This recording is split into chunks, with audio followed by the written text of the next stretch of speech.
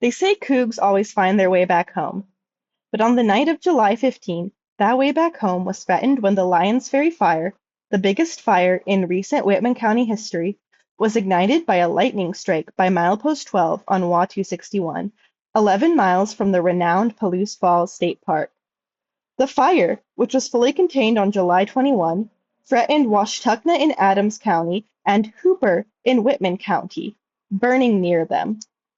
Firefighters out of La Crosse, which is Whitman County Fire District 8, were the first firefighters from Whitman County to respond. La Crosse is about 15 miles from Hooper and 25 miles from Washtucna. Lyons Ferry Fire's origin was approximately 85 miles from Pullman and 19 miles off of the Highway 261 and Highway 26 junction at Washtucna. It was one of 4 fires caused by lightning strikes which were burning simultaneously. The other fires, Wallace Walker, Devil's Canyon, and Neff Jones, were farther west near Calotes. Caleb Hannes, fire chief with Whitman County Fire District Number 8, said his unit responded on the night of Thursday, July 16th at roughly 11 p.m. He said the fire was not expected. Well, the fire was a surprise to us because it had been burning for a couple of hours before we were notified. So the fire started in Franklin County, Fire District 2 at Lyons Ferry. Thursday, I believe that's the 16th. We responded at about 11 o'clock at night. He said the fire went state mobilized and strike teams were brought in. Dave Miller, fire marshal for Adams County Fire District 7 out of Washtucna, said District 7 crews responded the morning of July 16. I think it was like 7:30 Thursday morning. The first crew went out. We were toned out mutual aid with Franklin County, Calotes that morning. On July 17, a Level 3 Go Now evacuation was issued for areas in Franklin County around Lyons Ferry State Park. Level 2 evacuations were activated for homes by Cooper and Fleming Road to the river, including the city of La Crosse in Whitman County. A Level 1 evacuation was activated near Dusty in Whitman County.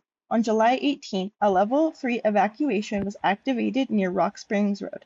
La Crosse Schools and La Crosse Community Pride opened as shelters for evacuees.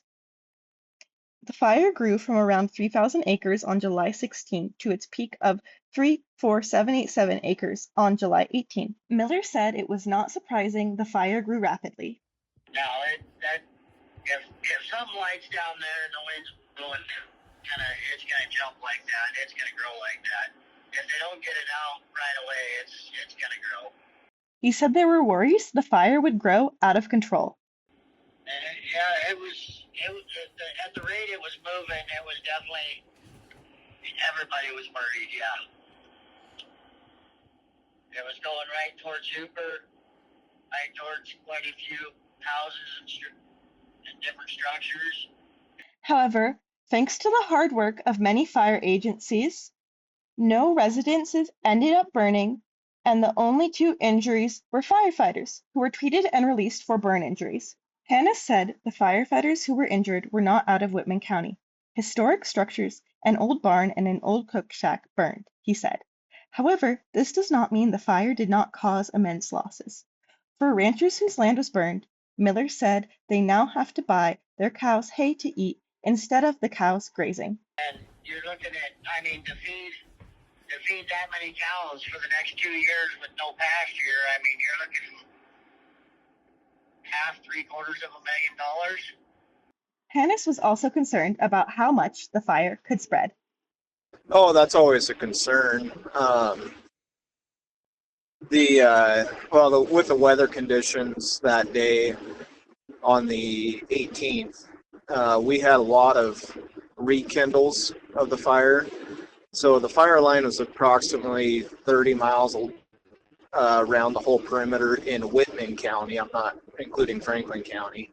It was all hands on deck for the approximately 30 firefighters out of District 8 and all other response teams. So it was a very busy day on Friday, and then we got a little bit of rest there Friday night, Saturday morning, and then we're back at it again all day Saturday. Midday on Sunday, the fire was 28% contained. On Tuesday, July 21, the fire was 90% contained. Southeast Washington Interagency Incident Management Team reported Lyons Ferry Fire to be out on July 22. By then, the other three nearby fires, which were altogether much smaller in scope than Lyons Ferry, were contained as well. The fires came at the busiest time of year, harvest season. Hannes is from Cooper, born and raised there. Him and his wife own cows and have a farm.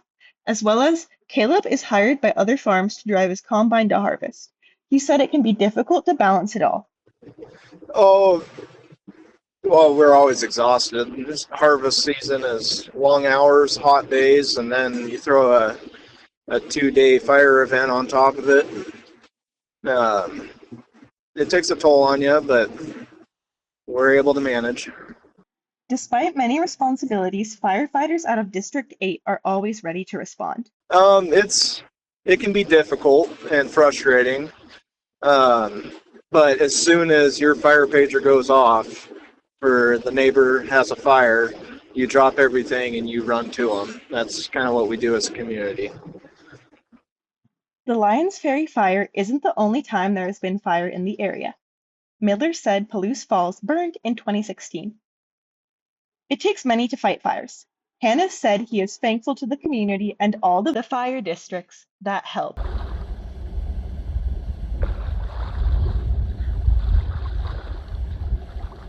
We're not out of the deep end yet for fire danger in Whitman County. It's still fire season. With temperatures in the mid to high 80s this week, smoke has been blanketing Whitman County from other regional fires. The high this week is expected to be 89 on Friday, with temperatures cooling to 81 with wind on Saturday. This is Erin Mullins reporting from Whitman and Adams County, signing off.